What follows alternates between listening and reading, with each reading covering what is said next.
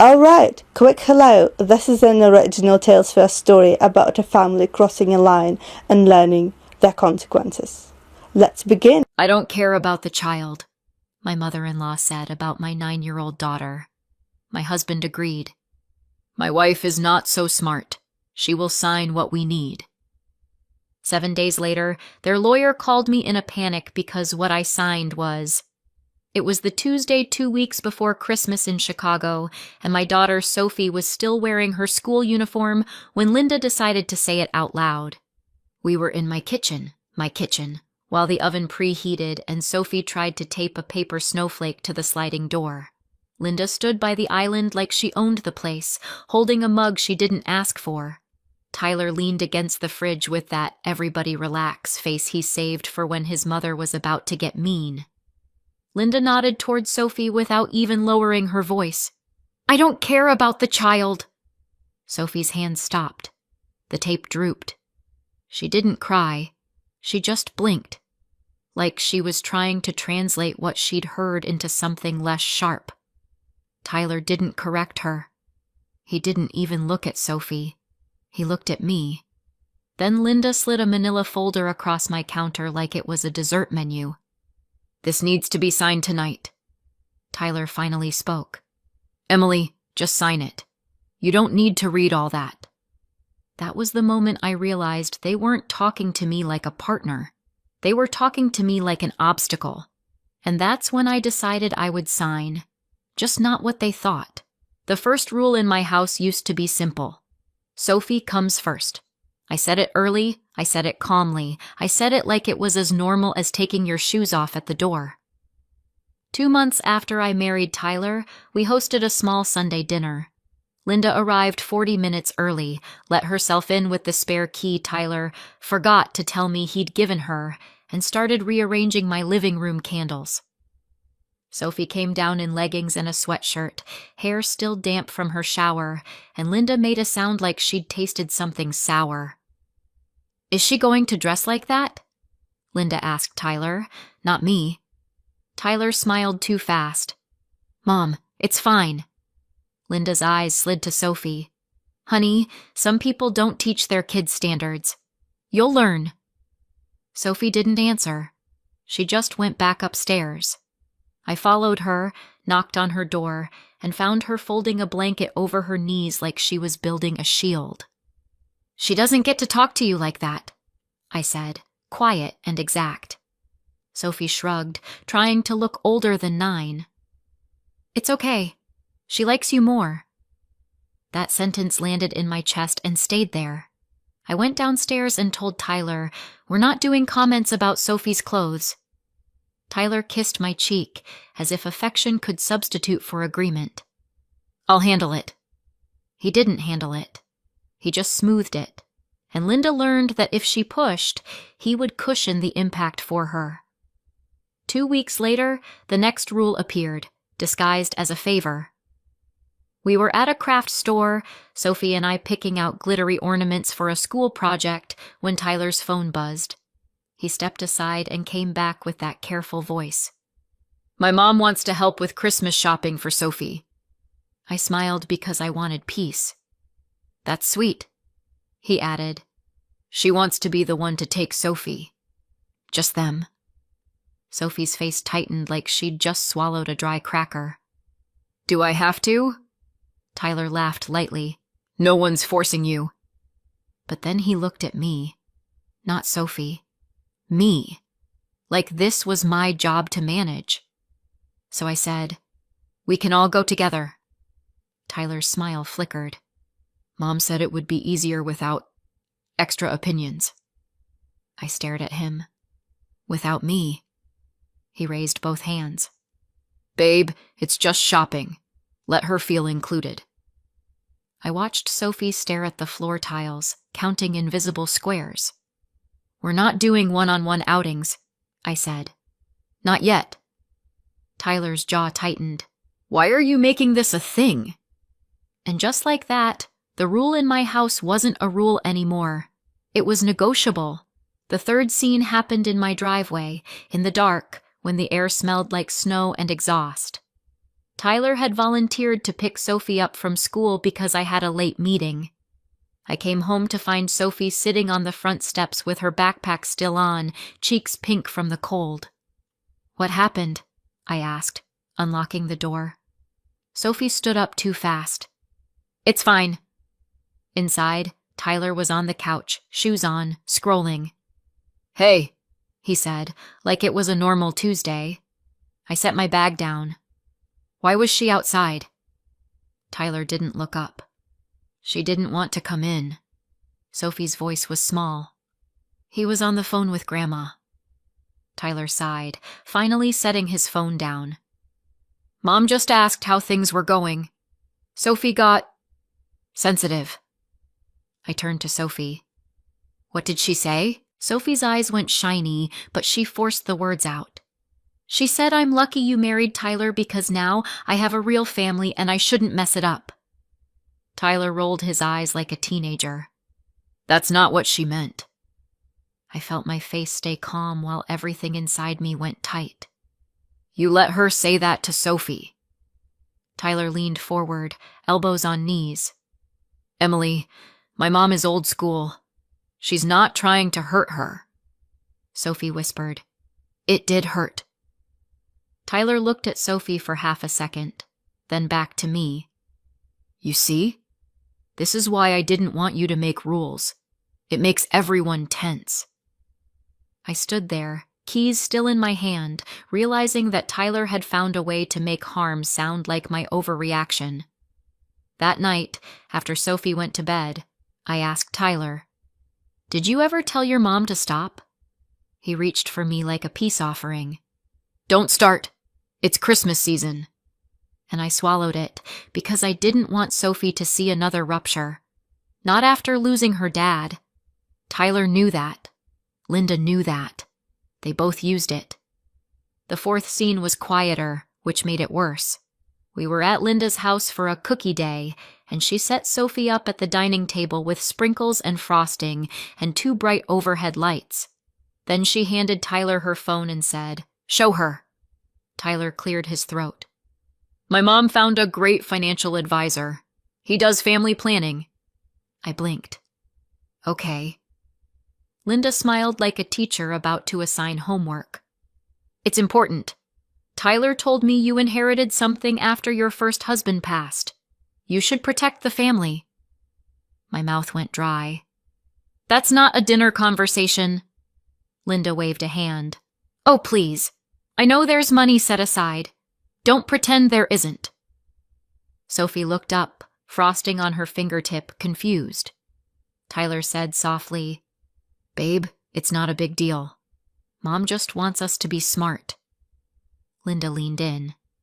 "And to be clear, any money you got because of your situation should benefit your current household, not just your child." Sophie's shoulders hunched as if she could make herself smaller. I said, "Sophie's father's assets are for Sophie." Linda smiled without warmth. "We'll see." On the drive home, Tyler kept his voice gentle like that made it okay. "Mom's just worried. She thinks you're being rigid." "She called Sophie just your child," I said. Tyler exhaled like I was exhausting. "Emily, you take everything personally." I stared out at the wet streets, the Christmas lights blurring. "It's not personal. It's my kid." Tyler nodded, but it wasn't agreement. It was patience. The kind you use on someone you think you can outlast. By the time 2 weeks before Christmas rolled around, I had learned the pattern. Linda controlled through help. Tyler controlled through calm. Sophie absorbed everything like a sponge, then tried to wring herself out in private. And then, on that Tuesday, Linda brought the folder. The folder looked official. Tabs, sticky notes, a cover page with a law firm header. Linda placed it on my counter as if she was placing a burden. Tyler stood behind her shoulder, not quite touching her, but close enough that I could see where his loyalty lived. "What is this?" I asked. Linda's smile was thin. "Just some paperwork, a power of attorney. And a few updates to your accounts. My accounts, I repeated. Tyler's voice slid in, smooth. It's routine. If anything happens to you, I need to be able to handle things. I kept my tone even. If something happens to me, Sophie's guardian is already designated. Linda's eyes narrowed. We're not talking about custody. Don't be dramatic. We're talking about money. Sophie was at the table with markers, making a card for her teacher. She paused, listening. Tyler leaned closer to me, like he was sharing a secret. We're behind on a couple things. This will help us consolidate. Mom knows a guy. I stared at him. Behind on what things? He didn't answer. He just said, not in front of Sophie. Linda lifted her chin. She doesn't need to be involved. Sophie's marker squeaked across paper, then stopped. I asked Linda, why are you here with this? Linda's smile widened, almost proud. Because Tyler said you're not the smartest with paperwork. He said you'll sign what you need to sign if we present it properly. Tyler didn't flinch. He didn't deny it. He just said, Mom, don't say it like that. Linda shrugged. It's true. She'll sign what we need. Sophie's chair scraped back. She stood, quiet, and walked upstairs without a word. My hands stayed on the counter. Tyler, I said, did you tell her that? Tyler's eyes flicked toward the stairs, then back to me. Emily, you're making it sound evil. We're a family. Linda tapped the folder. Sign tonight. We need it before the holidays. I looked at the signature tabs, yellow flags that screamed urgency. Then I looked at Tyler, who wouldn't meet my eyes for more than a second. I nodded once. Okay. Linda's shoulders relaxed like she'd won something. And that was the moment I stopped arguing out loud and started planning in silence. I didn't sign the folder that night. I made dinner. I asked Sophie about her spelling quiz. I packed her lunch. I kissed her forehead and watched her eyes search mine like she was trying to confirm reality. After she fell asleep, Tyler tried again. He brought the folder into the bedroom and set it on the dresser like a gift. Let's just get it done, he said. I sat on the edge of the bed and folded my hands. Tell me what you're behind on. Tyler rubbed his jaw.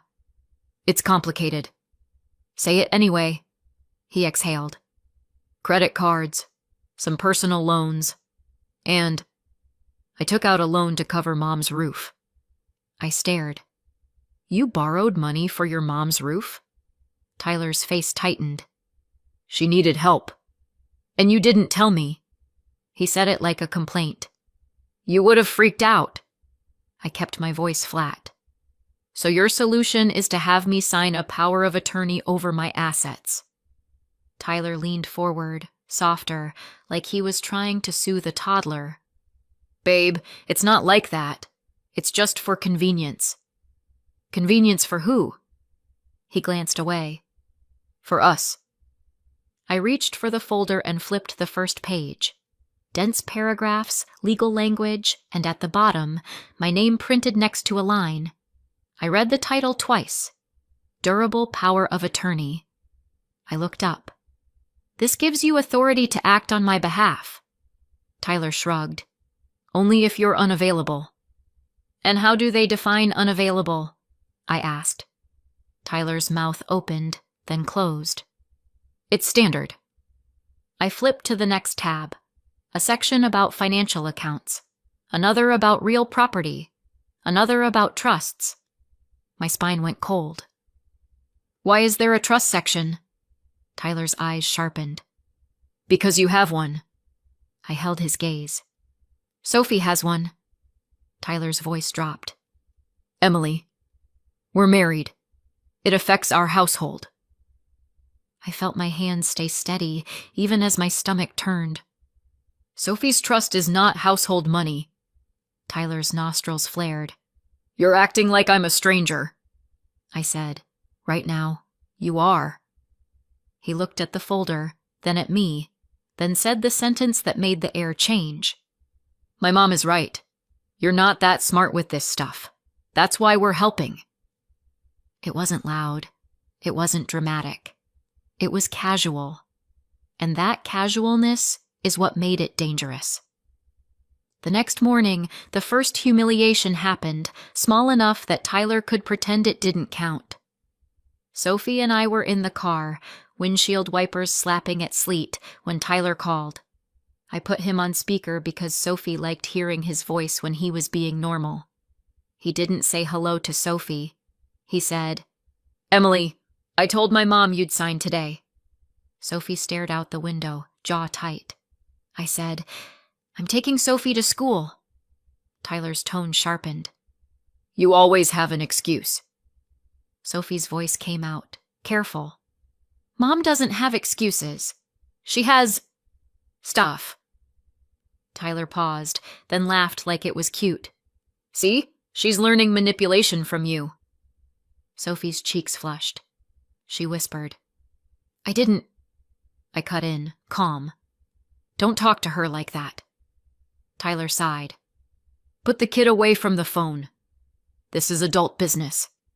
Sophie's eyes widened, and she reached to turn the volume down herself, like she wanted to disappear from the conversation. I said, "We'll talk later," and hung up. That was humiliation number 1, reducing Sophie to the kid, like her existence was noise. The second one came that afternoon, more direct. I picked Sophie up from school and found Tyler already home, sitting at the kitchen table with Linda. They'd let themselves in again. Linda had brought her own pen. Sophie stopped in the doorway. Linda looked up and smiled too big. "There she is." Sophie didn't move. Tyler said, "Hey, Soph, go upstairs. We're doing paperwork." Sophie's voice was quiet but firm. "I don't want Grandma here." Linda's smile vanished. "Excuse me?" Sophie's hands clenched around her backpack straps. "You said you don't care about me." The kitchen went still. Linda's eyes snapped to me like it was my fault Sophie had ears. Tyler stood abruptly. "Sophie, that's enough. You don't speak to my mother that way." Sophie's eyes filled, but she didn't cry. "I didn't speak to her. I repeated her." Tyler's face darkened. "Upstairs. Now." Sophie looked at me like she was waiting for me to choose her out loud. I said, "Sophie, go wash your hands and start your homework. I'll be up in a minute." Her lips pressed together. She nodded once and walked away slowly, each step heavy. Linda leaned toward Tyler and didn't lower her voice. "See? She's disrespectful. That child is a problem." Tyler didn't correct her. He just looked at me and said, "Sign. Let's not drag this out." That was humiliation number 2. Tyler defending Linda against Sophie's truth. Then came the third one. The main violation, wrapped in the same fake calm. Linda opened the folder to a page I hadn't seen yet. "Here," she said, sliding it toward me. "This one gives Tyler the authority to manage the trust and any distributions." My voice stayed steady. "No!" Linda's expression hardened. "Emily, don't be stupid. The trust is money sitting there doing nothing. Tyler can invest it." "It's Sophie's," I said. Linda's eyes were flat. "I already told you. I don't care about the child. I care about family stability." Tyler nodded like that made sense. "We need it. I need it." I stared at him. "For what?" He swallowed, then said it quickly. "We're trying to buy a bigger house. And I promised Mom I'd help her with her mortgage refinancing. And there's something else." I felt my pulse stay strangely slow. "Something else." Tyler's eyes flicked to Linda, then away. "Just sign." Linda leaned in, voice sharp. "Your first husband is dead. That money isn't doing him any good." My skin went cold. "Don't say his name like that." Linda shrugged. "Truth is truth." Tyler's voice rose just a little. Emily, you're being emotional. I looked at the page again. It wasn't just a power of attorney. It was a reshuffling of authority, a way to step around the protections my late husband and I had put in place. They weren't asking me to sign paperwork. They were asking me to hand my daughter's future to people who openly didn't care if she got hurt. I slid the folder back. I'm not signing today. Tyler's face tightened. Yes, you are. I stood. No, I'm not. Linda's eyes flashed. Then you'll regret it. Tyler stepped closer to me and lowered his voice, like a threat disguised as a promise. My wife is not so smart. She will sign what we need. He said it like he was quoting himself, like he was proud. I looked at him, then at Linda, then toward the stairs where Sophie's footsteps had stopped. She was probably listening. I nodded once, slow. Okay. Tyler exhaled, relieved, and Linda's shoulders relaxed again. I walked out of the kitchen, went upstairs, and sat on the edge of Sophie's bed. She was doing math problems with shaky pencil lines. She didn't look up. Are you going to sign? I kept my voice soft. I'm going to handle it. Sophie's eyes lifted to mine, searching. Will I be okay? I put my hand over hers, steady. Yes. Then I stood, went to my closet, and pulled out the binder I kept hidden behind winter scarves, the one with Sophie's trust documents, the one Tyler didn't know I updated last year. I didn't feel angry. I felt clear, and I became very calm and very final. On Thursday morning, I didn't argue. I didn't confront. I didn't announce boundaries like a speech. I packed Sophie's lunch, braided her hair, and drove her to school like everything was normal. The sky was the color of old paper, and the radio played Christmas songs I didn't listen to. At drop-off, Sophie held my hand longer than usual. Are you mad? She asked. No, I said. I'm focused. She nodded like she understood the difference. After I watched her walk into the building, I didn't go home. I drove downtown, parked in a garage that smelled like wet concrete, and walked into a law office with a brass plaque that read Estate Planning. The receptionist smiled. Can I help you? I said, I need to see an attorney about a minor's trust and attempted financial coercion. She didn't ask me to explain in the lobby. She just nodded and handed me paperwork. Within 20 minutes, I was sitting across from a woman named Marisol, who wore glasses on a chain and had the kind of calm that made you feel safer just by proximity. She flipped through the documents I'd brought, her fingers quick and precise. You're the trustee, she said, tapping a page. And the trust has language limiting distributions to Sophie's benefit, which is good. I nodded. My husband and his mother are trying to get me to sign a power of attorney that would let him access it. Marisol's eyebrows lifted. He can't access it without your cooperation, unless you sign something that grants authority. I know, I said. That's why I'm here. I want to lock it down further. Marisol leaned back. We can add additional protections. We can formalize that no power of attorney can override trustee authority without court approval. We can place the assets in a structure that requires judicial review for any changes. I exhaled. Do it! She slid a new set of documents toward me, explained each page with short sentences, and asked me questions that mattered. Sophie's age, my late husband's intentions, any previous amendments. I answered like a person reading a grocery list, because staying calm was my only luxury. Marisol pointed to signature lines. These filings reinforce Sophie's protected interest. If someone tries to present a power of attorney, it won't grant access to this trust. And if they try something else, it creates a record. I'm also sending a formal notice to the firm listed on that packet and to the trust's custodian. So any attempt to use those packet documents against the trust gets flagged immediately. I picked up the pen. I signed. Not Linda's folder. Not Tyler's plan. I signed what made my daughter untouchable. When I walked out, my phone buzzed 3 times. Tyler. I didn't answer. I drove to Sophie's school, checked her out early, and took her to a small diner with red booths and a sticky tabletop. She ate fries like she hadn't eaten in days. "Are we in trouble?" she asked, ketchup on her lip. "No," I said. "We're setting rules that actually work." She looked relieved, then worried again. "Is Tyler mad?" "I don't know," I said. "But his feelings aren't the priority." Sophie nodded slowly, like she was practicing the idea. When we got home, Tyler's car was in the driveway. Linda's was behind it. I walked Sophie inside, hung her coat, and said softly, "Go upstairs and change into something comfy. If you hear voices, you stay in your room. Okay?" Sophie's eyes widened. "Okay." Then I walked into the kitchen and found Tyler and Linda sitting at my table again. My table. With the folder open like a weapon. Tyler stood up.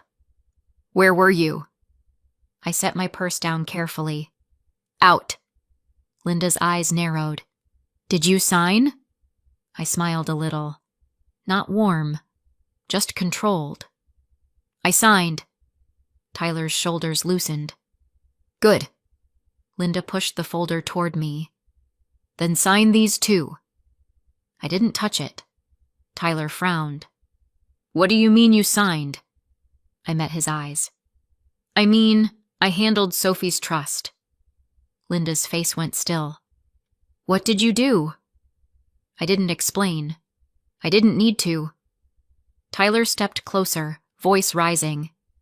"Emily, you can't just make legal changes without even telling me." I tilted my head. "Watch me."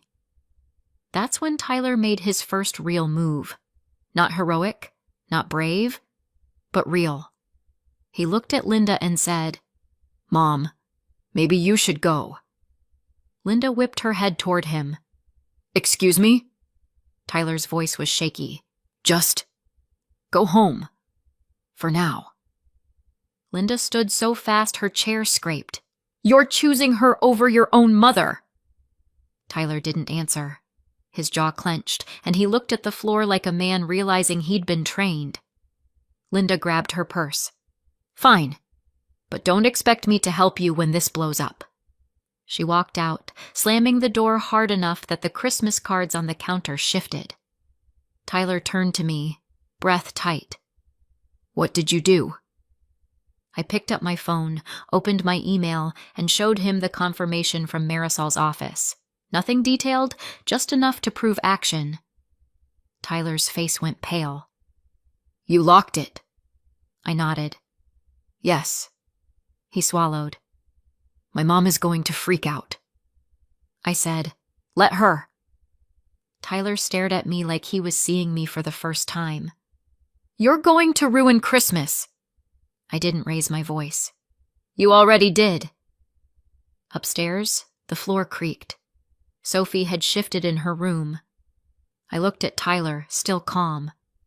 "We'll talk, but not with your mother here, and not while you're still pretending this was help." 7 days later, I was rinsing a mug at the sink when my phone rang. Unknown number. I answered. "Hello?" A man's voice came through, fast and clipped. "Is this Emily?" "Yes." "I'm an attorney with the firm listed on that power of attorney packet. I need to speak with Tyler immediately. There's a serious problem with those documents." Tyler's head snapped up, confused. I held the phone out. He took it. "Yes," he said, voice tight. "This is Tyler." A pause. His face changed again. Confused, then worried, then scared. He swallowed hard. "What do you mean, lawyer?" And I knew the dominoes had started falling. Tyler listened for less than a minute, then pulled the phone away from his ear and stared at it like it had insulted him. He ended the call. That was some attorney." I leaned against the counter. "From where?" Tyler's voice was strained. "From the firm on Mom's paperwork." I nodded once. "Okay, Tyler looked at me, eyes wide. He said they received notice. Something about the trust being protected and any POA being invalid for it. He sounded rattled, like he was trying not to panic. I didn't react. I just said, he should.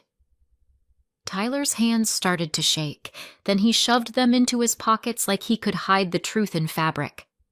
Emily, why would they call me? Because someone tried to do something that triggered a legal response, I said. And they were sloppy. Tyler's face flushed. My mom wouldn't, I cut in, still calm. Your mom brought papers to my house, told me she didn't care about Sophie, and asked me to sign control away. Whatever she wouldn't do, she already did. He opened his mouth, closed it. Then his phone rang again.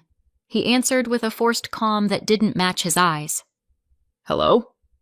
This time I heard the other voice faintly through the speaker, fast, clipped, professional. Tyler's shoulders slumped. Yes, I understand.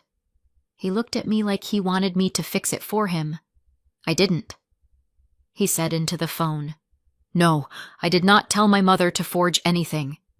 His eyes snapped to mine. Forge. The word hit the air like a dropped plate. He went quiet, listened, then said, Okay. I'll tell her. He hung up and stared at the floor. They think someone tried to falsify a signature on one of the forms tied to that packet, he whispered. I blinked slowly. On what? Tyler's throat bobbed. On a beneficiary change. Or a distribution request. I don't know. He wouldn't say much. Just that they're withdrawing from representation and documenting everything. I pictured Linda's confident smile, her manila folder, her yellow sticky tabs. My voice stayed even. So, the lawyer is backing away. Tyler nodded, swallowing hard. And they called you in a panic, I said. He looked up sharply, like he realized the sentence matched something he'd heard before. Emily. I pushed off the counter. I need you to sit. He did, slowly, like his knees had finally gotten the message. I walked to the stairs and called up, Sophie, you can come down now. Sophie appeared at the top, pajama pants and a hoodie, hair half loose. She held the banister like it was an anchor.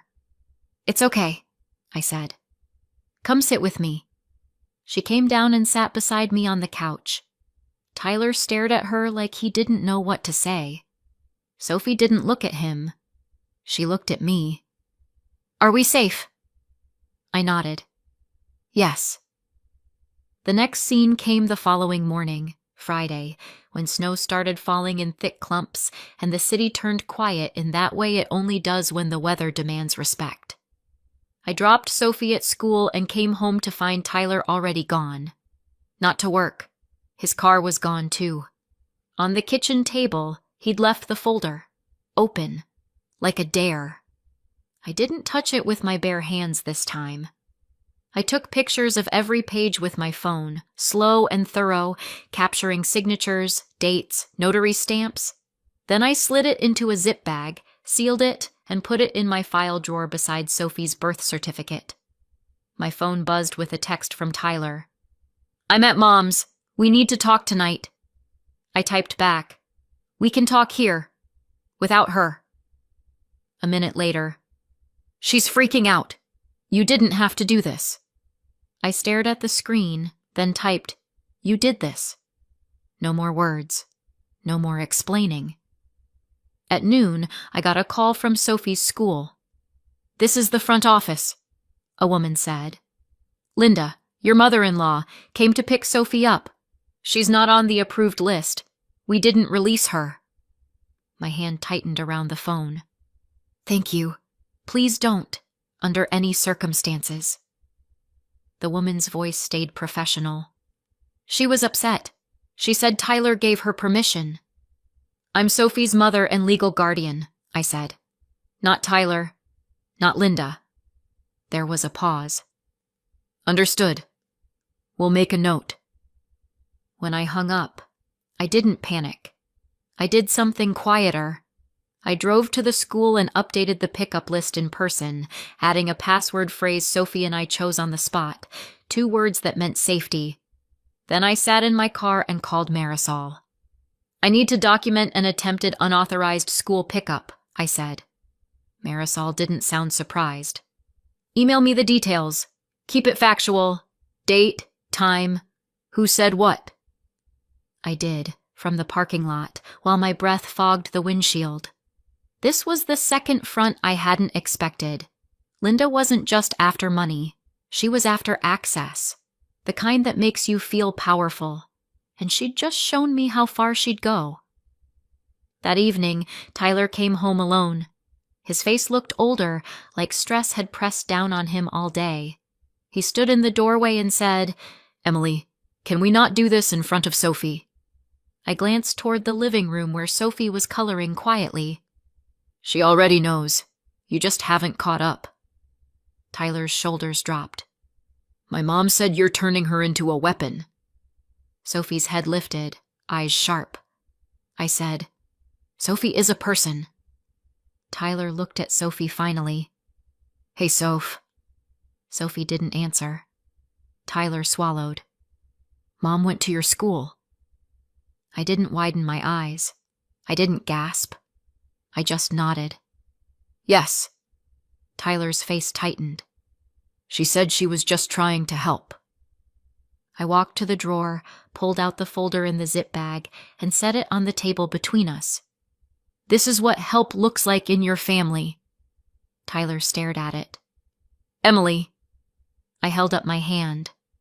"No, listen. Your mom attempted to remove my child from her school without permission. That's not a misunderstanding. That's a boundary violation." Tyler's voice cracked. "She didn't mean," I cut in. "Intent doesn't undo impact, and it doesn't undo patterns." Tyler sank into a chair. "The lawyer dropped her," he said quietly. "He said he can't be involved if there's fraud." I waited. Tyler looked up, eyes wet but not dramatic. "She forged something, Emily. I think she forged my name." The room went silent. Sophie's crayon paused. I said, "Did you know?" Tyler shook his head fast. "No, I swear. She told me it was routine." I nodded once. "That's what you told me." Tyler flinched like I'd slapped him with truth. I said, "Here's what's going to happen. You're going to stay somewhere else for now." Tyler's mouth fell open. "What?" I kept my voice low. "You can stay with your mom. Or a friend. But you're not sleeping here while you're still tied to her choices." Tyler's hands gripped the edge of the table. "Emily, please. It's Christmas." I looked at Sophie, then back at him. "That's exactly why." Tyler stood, paced once, then stopped like he'd hit an invisible wall. "If I leave, you'll tell everyone." "I'll tell the truth if I have to," I said. "But I'm not running a smear campaign. I'm protecting my kid." Tyler's eyes darted toward Sophie. She stared at him with a look that wasn't anger. It was disappointment. Too old for 9. He whispered, "I didn't think she'd go that far." I said, "You didn't think because thinking would have required you to stop her." Tyler's shoulders sagged. "Can I at least say goodbye?" I nodded. He walked to Sophie, crouched in front of her. "Hey," he said, voice soft. "I'm sorry." Sophie's lips pressed together. "Are you still on her side?" Tyler swallowed. I don't know how to do this." Sophie nodded like that was the answer. "Then you shouldn't be the one deciding stuff." Tyler's eyes closed for a second. He stood, grabbed a bag from the closet, and left without another argument. The next domino fell the day after, Saturday, when Linda texted me a message that tried to sound sweet. "Emily, honey, let's meet. We can fix this. Tyler is upset and you're overreacting. Bring Sophie to my house for cocoa." I didn't respond. An hour later, she sent another. You're keeping my granddaughter from me. I stared at the word granddaughter. Linda had never called Sophie that before. Not once. I typed one message, short and factual. Do not contact Sophie directly. Do not come to her school. Communication goes through me. Then I muted her. By afternoon, the financial domino hit. Tyler's paycheck usually went into our joint account. That day, it didn't. Instead, I got an alert. Tyler had opened a new account and redirected his deposit. It wasn't clever. It was panic. He texted, "Mom says you'll freeze me out. I need to protect myself." I stared at the screen and felt nothing but clarity. I replied, "I'm not freezing you out. I'm separating what you already tried to take." Then I walked to my desk and opened every shared subscription. Streaming, cell plan, the family credit card Tyler insisted was easier. I didn't cancel to punish. I canceled to stop leakage. I left Tyler's phone line active for 7 days, just enough time to transfer, then set it to end. That evening, Tyler showed up at the door, eyes red, shoulders tight. "You canceled my card." I kept my voice steady. "I canceled access to my credit." Tyler's mouth opened, then he stopped. "Mom said you'd do this." I nodded. Mom is right about one thing. I'm done being used. He stared at me. "Where am I supposed to go?" I didn't soften. "That's for you to figure out. You had time to plan when you were planning behind my back." Tyler flinched. "Emily, I love you." I looked at him for a long second. Love doesn't sound like she'll sign what we need. Tyler's face crumpled. He looked past me into the house, where Sophie stood halfway down the stairs, watching. He whispered, "Can I talk to her?" I shook my head. "Not tonight." Tyler nodded slowly, like he knew he'd earned that. No, he walked away, shoulders hunched, and didn't slam the door. That was his smallest real step, accepting a boundary without breaking something. The next domino was family reputation, and it happened fast because Linda couldn't stand losing control quietly. Sunday morning, my phone lit up with messages from Tyler's aunt, his cousin, even his older brother. "Linda says you stole Tyler's money. Linda says you're keeping Sophie from her. Linda says you're mentally unstable." I didn't respond to any of them right away. I read them, took screenshots, and saved them in a folder labeled Facts. Then I wrote one message in the family group chat Tyler had added me to months ago, a chat I'd barely used because Linda dominated it with memes and guilt. I kept it short, factual, no emotions. "Hi everyone. Linda attempted to remove Sophie from school on Friday without being authorized. Tyler and Linda brought paperwork to my home attempting to gain control of Sophie's trust. I met with an estate attorney and secured additional protections for Sophie. For safety, Linda is not permitted to contact Sophie directly or pick her up. Please do not relay messages to Sophie. Thanks." Then I put my phone down. Within minutes, Linda replied in all caps, "How dare you? You're lying!" Then Tyler's aunt replied, "Linda, did you go to the school?" Silence. Then Tyler's cousin, "Why would you try to pick up a child you're not authorized to pick up?" More silence. Then Tyler's brother, "Mom, answer the question." Linda sent one more message. "You're all turning on me because of her." And that was the moment her power shifted. Not because I attacked her, because she had no calm facts to counter mine.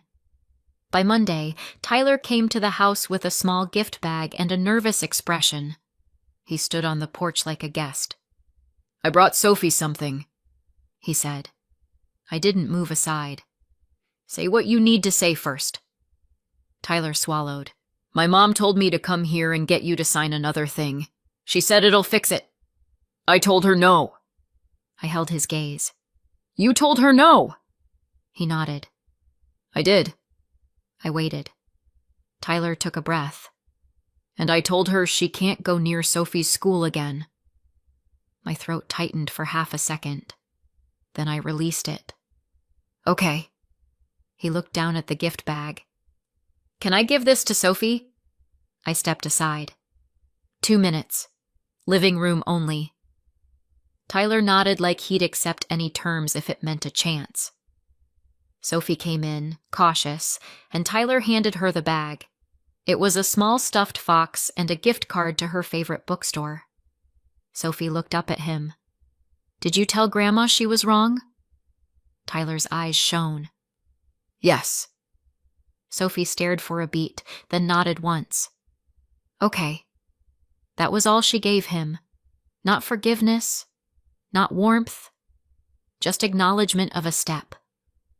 When Tyler left, he didn't ask for more. On Christmas Eve, Sophie and I started a new tradition on purpose. We drove through the north side to look at lights, got hot chocolate, and listened to a silly audiobook in the car. No big speeches, just safety wrapped in normal. When we got home, my phone buzzed once. A message from Linda, sent from a new number. Merry Christmas. You can't keep him forever. I stared at it, then blocked the number. Sophie looked up from the couch. Who was that? I didn't lie. Linda. Sophie's shoulders tightened. What did she say? I chose calm honesty. She's unhappy she can't control things. Sophie nodded slowly, then went back to her book. That was the win. Not fireworks. Not revenge. Just a child returning to her own life. A week later, Tyler met me at a coffee shop to talk logistics. He looked exhausted, like someone who'd realized peace costs something. I'm moving into a short-term rental, he said. I'm going to therapy, and I signed something saying I won't pursue any claim to Sophie's trust. I raised my eyebrows. You did that voluntarily? He nodded. Marisol sent it. I read it. I signed. I took a sip of coffee. Okay. Tyler's eyes searched mine. Do you think we can ever fix this? I didn't rush to comfort him. I don't know, but Sophie and I are safe now. That's the foundation. Everything else is optional. Tyler nodded, swallowing hard, and for the first time, he didn't argue with the word optional. When I picked Sophie up from school that afternoon, she ran to me with her backpack bouncing and said, Mom, guess what? I got invited to the art club. I smiled. That's amazing. She grabbed my hand. Can we celebrate with pizza? We can, I said. And we will. We walked to the car under a pale winter sun, and the world felt steady again. Not perfect, not painless, but ours. And I'll ask you one thing. If someone told you they didn't care about your child, would you wait for them to prove it twice? Or would you do the quiet move the first time? Comment below and subscribe for more stories.